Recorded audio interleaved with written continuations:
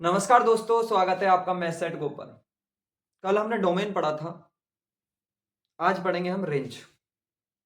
देखिए, डिस्कस करते हैं, पीछे की बातें जरूर डिस्कस करनी चाहिए क्योंकि हर एक टॉपिक एक दूसरे से कनेक्ट होता है। तो यहाँ पे डोमेन डिस्कस करते हैं कि हमने डोमेन पढ़ा क्या था।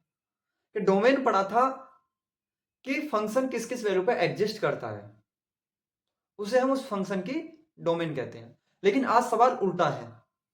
आज पढ़ेंगे कि फंक्शन हमें कौन कौन सी वैल्यू दे सकता है। जो वैल्यू हमें मिलेगी उसका कलेक्शन ही क्या कहलाएगा, हमारे पास रेंज कहलाएगा। जैसे मान लीजिए एक एग्जांपल लेते हैं। मान लीजिए आपके पास एक रूम है। ऐसा तो कोई इंसान नहीं होगा जिसके पास रूम न हो, सबके पास होगा। अगर मान लीजिए आपके पास रूम है तो उसमें एक दरवाजा भी होगा, ऑब्वियसली एक दरवाजा होगा। अब ये दरवाजा होगा तो ये जो दरवाजा है यही क्या है हमारे पास, डोमेन। ठीक है। और इसके अंदर जो भी चीजें रखी हुई हैं, कुछ भी रखी होगी आपके पास, जैसे मान लीजिए एक रूम के अंदर बेड है, बर्तन है, फ्रिज है, कूलर है, सारी चीजें हैं, वो क्या है आपकी रेंज। बात के लिए समझ में आएगी। मान लीजिए एक दूसरा एग्जांपल लेते हैं, क्योंकि देखिए आपको मैं समझाने आया हूं, रटने नहीं दूंगा कि रेंज क्या होती है, आपको डर निकाल दूंगा कि रेंज होती क्या है। किताबी भाषा याद नहीं करने दूंगा मैं आपको। जैसे एक एग्जांपल लेते हैं, जैसे बच्चे रोज खेलते हैं, हम भी खेले थे किसी टाइम, और सारे लोग खेलते हैं, कंचे खेलते थे।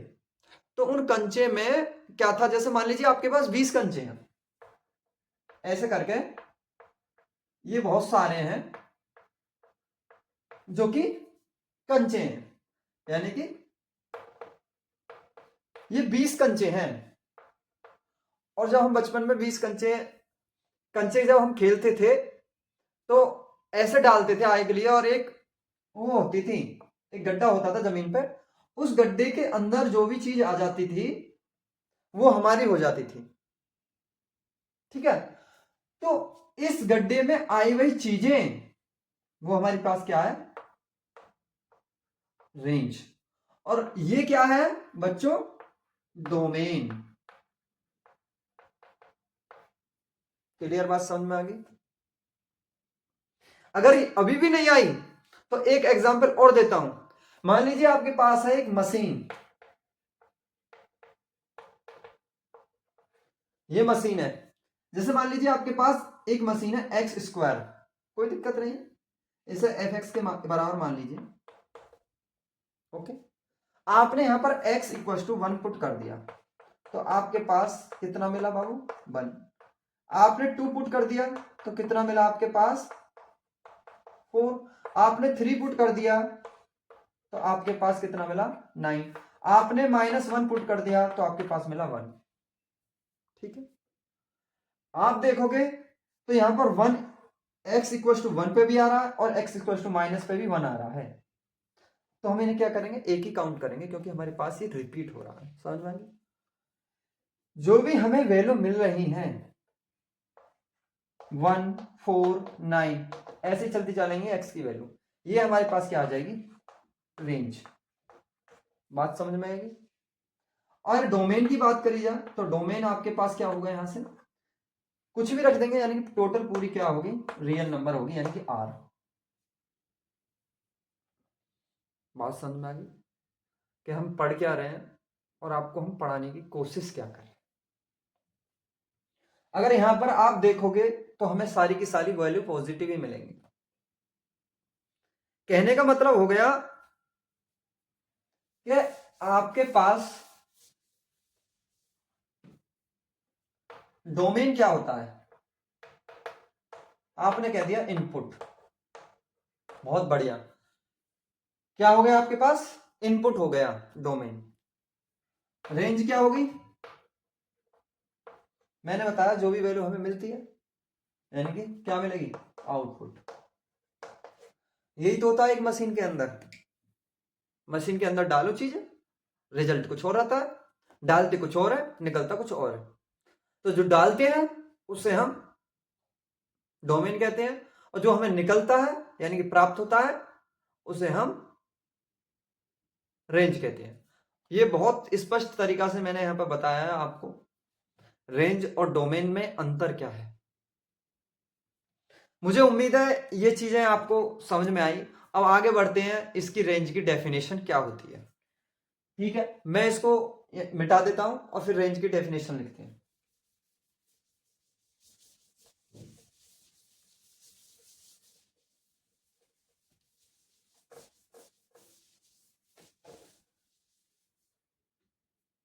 क्योंकि डेफिनेशन लिखना भी बहुत जरूरी है। अगर मैंने डेफिनेशन नहीं लिखी तो ये लगेगा कि मास्टर साहब तो डेफिनेशन ही नहीं लिख रहे, मुंह जबानी ही चीजें बता रहे हैं।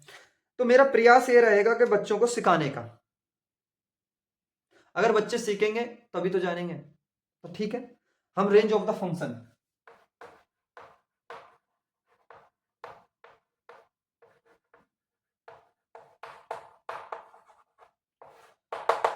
क्या होती है रेंज ऑफ द फंक्शन?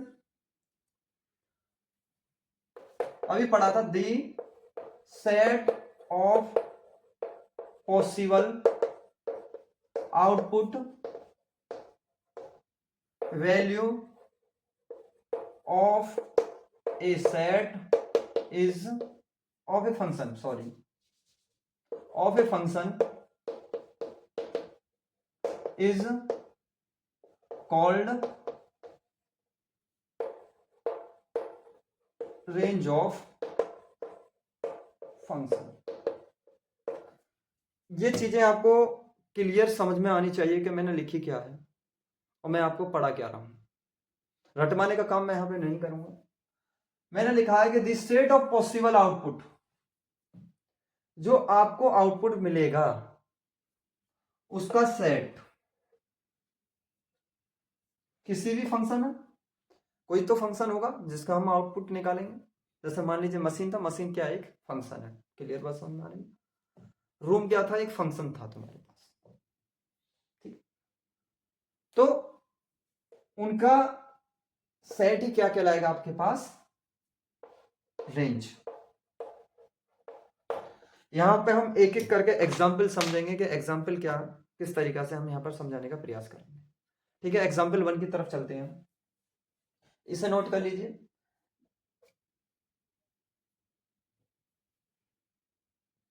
ठीक है, मिटा देता हूं।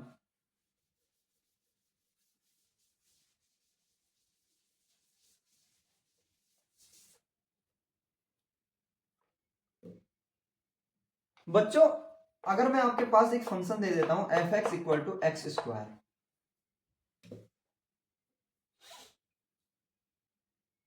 अगर मैं आपसे पूछूं क्या इसकी वैल्यू कभी हमें -4 मिलेगी या -1 मिलेगी या -9 मिलेगी? सोचिए जरा। तो आपका आंसर आएगा नहीं सर। क्यों नहीं? कारण जानते हैं। क्योंकि कोई भी हमारे पास स्क्वायर, किसी भी फंक्शन का स्क्वायर हमेशा क्या होता है, स्क्वायर कैसा होता है बाबू हमारे पास, पॉजिटिव। स्क्वायर कैसा होता है हमारे पास, पॉजिटिव। आप x की यहां पर कोई भी वैल्यू रख लीजिए, जैसे मान लीजिए आपकी यहां पर 0 रख दी, तो आपके पास मिला f ऑफ 0 इक्वल्स टू 0 का स्क्वायर इक्वल्स टू 0। x की वैल्यू मान लीजिए -1 रख दी, तो आपके पास मिला -1 इक्वल्स टू -1 का स्क्वायर इक्वल्स टू 1। आपने x की वैल्यू 2 पुट कर दी, तो आपके पास मिला f ऑफ 2 इक्वल्स टू 2 की पावर 2 इक्वल्स टू 4। आपने यहां पर x इक्वल्स टू -2 पुट कर दिया, तो f ऑफ -2 इक्वल्स टू -2 की पावर 2 इक्वल्स टू 4। यहां पर आपने x इक्वल्स टू 3 पुट कर दिया, तो f ऑफ 3 इक्वल्स टू -3 की पावर 2 इक्वल्स टू 9। तो हम देख पा रहे हैं कि हम जब भी नेगेटिव वैल्यू भी रख रहे हैं तो हमारा आंसर क्या आ रहा है हमेशा, ये क्या दे रहा है हमेशा, आउटपुट क्या आ रहा है बाबू हमारे पास, आउटपुट आ रहा है हमेशा यहाँ पर पॉजिटिव। तो हम एक चीज तो समझ गए कि कभी भी किसी फंक्शन का अगर स्क्वायर है तो हमेशा क्या देता है हमें, पॉजिटिव। देखिए ये चीजें, पसीना आ रहा क्योंकि गर्मी पड़ रही है बहुत ज्यादा, पंखा वंखा मैंने बंद कर रहा है जिससे आवाज नहीं आए, तो इसलिए ये क्या आ रही है हमारे पास, पॉजिटिव वैल्यू आ रही है। तो अगर मैं आपसे यहां पर रेंज पूछूं इसकी, तो आपके पास इसकी रेंज क्या होगी? तो इसकी रेंज के लिए सबसे पहले हम क्या देखेंगे, मिनिमम वैल्यू। तो इसकी मिनिमम वैल्यू क्या होगी, 0 होगी, क्योंकि वो 0 से नीचे नहीं जा सकता, क्योंकि यहां पर क्या हमेशा पॉजिटिव वैल्यू है। पॉजिटिव वैल्यू है तो हमेशा क्या होगा, ग्रेटर देन होगा। तो लेस देन में नहीं जा सकते, लेस देन के लिए जाने से लिए क्या करना पड़ेगा, नेगेटिव वैल्यू आनी चाहिए। तो देखिए, तो इसकी मिनिमम वैल्यू क्या होगी आपके पास, 0 आ सकती है, इसके लिए क्लोज इंटरवल कहां तक जाएगी, यानी कि इंफिनिटी तक जाएगी। तो ये चीज हमारे पास समझ में आ गई कि आउटपुट में अगर हमें पॉजिटिव मिल रहा है तो हमेशा वो स्क्वायर में 0 से बड़ा होगा। ठीक है, इसको मिटाता हूं और मैं यहां पर आपको 3 रूल्स लिखवाता हूं रेंज निकालने के मेथड क्या क्या है।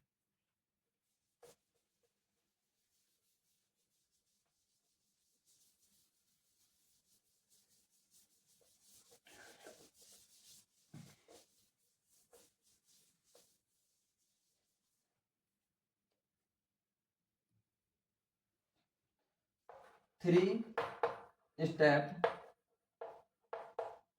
मेथड किसके, रेंज के।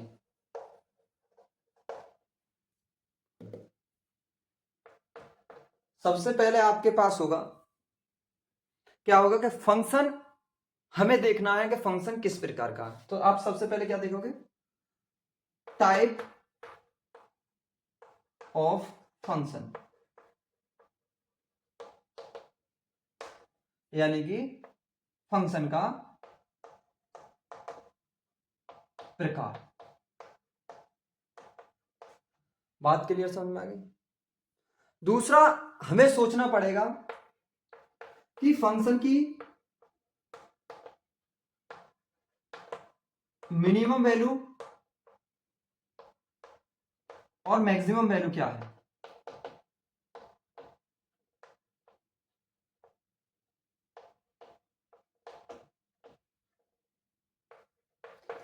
तीसरी चीज हमें देखनी पड़ेगी कि फंक्शन हमें कौन कौन से आउटपुट दे सकता है, यानी कहां कहां हमें आउटपुट दे सकता है, यानी कि फंक्शन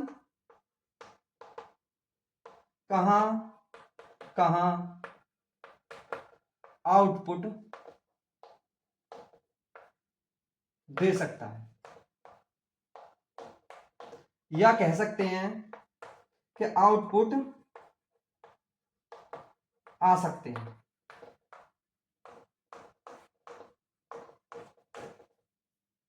बात समझ में क्लियर आ गई। 3 चीजें हमारे पास बहुत महत्वपूर्ण है रेंज निकालने के लिए।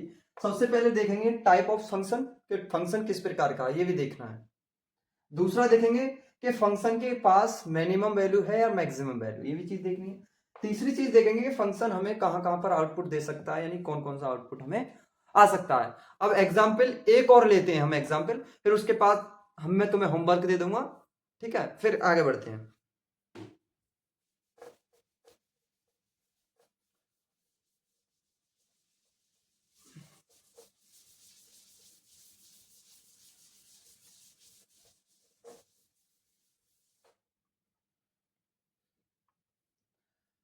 एग्जाम्पल नंबर 1, अगर आपके पास एफ एक्स दिया गया है x² + 4, इसकी तुम्हें रेंज बतानी है। क्या बतानी है, रेंज। बताओ बच्चों इसकी रेंज क्या होगी, सोचो जरा। देखिए ये हाउ टू थिंक वाले क्वेश्चन है, मैं वही चीज तुम्हें सिखाना चाहता हूं कि हमें रेंज निकालने के लिए सोचा कैसे जाएगा। तो सबसे पहले हम ये चीज देखेंगे कि फंक्शन किस प्रकार का है। तो हमारे पास फंक्शन का पता चल गया, ये एक स्क्वायर फंक्शन है, ठीक है। तो आपके पास एक चीज दी गई है एक्स स्क्वायर की बाबू मिनिमम वैल्यू क्या होती है, सबसे पहले हम ये चीज देखेंगे। स्टेप नंबर 2 पर पहुंच गए।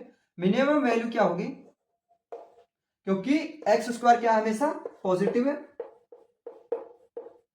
अगर ये पॉजिटिव है तो इसकी मिनिमम वैल्यू क्या होगी, 0 होगी।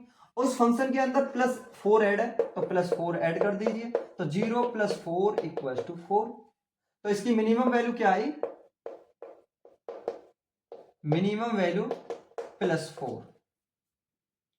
समझ में, यानी कि 4 से वो नीचे नहीं जा सकता और 4 से वो आगे जा सकता है, तो इसकी रेंज क्या होगी, 4 से इन्फिनिटी, ये इसकी रेंज है। अगर आपके पास एक और एग्जांपल लेता हूं, बहुत जल्दी करते हैं क्योंकि मैंने टाइम लगा दिया आपको सिखाने में, ठीक है। तो रेंज क्या होगी, 4 से इन्फिनिटी। एक एग्जांपल दूसरा लेते हैं यहां पर और उसमें भी हम रेंज ही निकालेंगे। आपने ले लिया x² - 7 और आपसे पूछ ली इसकी रेंज, तो इसकी रेंज के लिए सबसे पहले आपको फंक्शन देखना है। क्या देखना है सबसे पहले, फंक्शन कौन सा है। तो हमें पता चल गया ये कौन सा फंक्शन है, स्क्वायर फंक्शन है ना, स्क्वायर फंक्शन है। तो जब ये स्क्वायर फंक्शन है तो इसकी मिनिमम वैल्यू क्या होगी,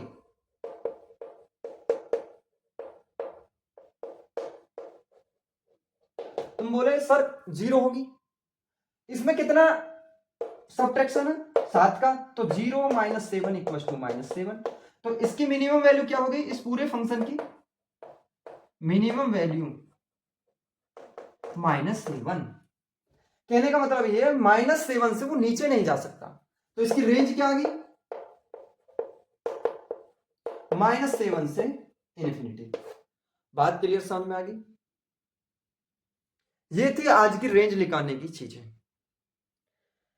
एक बहुत ही महत्वपूर्ण एग्जाम के पॉइंट ऑफ व्यू से यहां पर मैं एक फॉर्मूला लिख रहा हूं और उस फॉर्मूला को आप नोट कर लेना, क्योंकि एग्जाम में ये ट्रिकी क्वेश्चन होते हैं।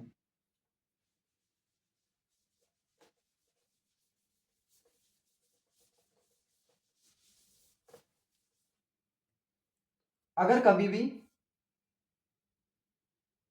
x² + a प्रकार का फंक्शन है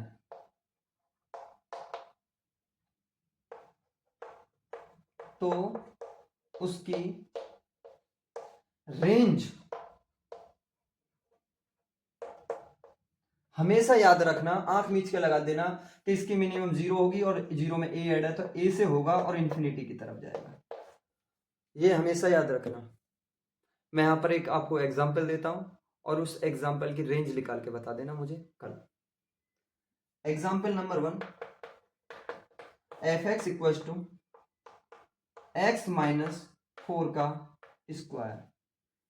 एग्जांपल नंबर 2, fx = x - 4 का स्क्वायर + 7। इन दोनों की रेंज निकालनी है।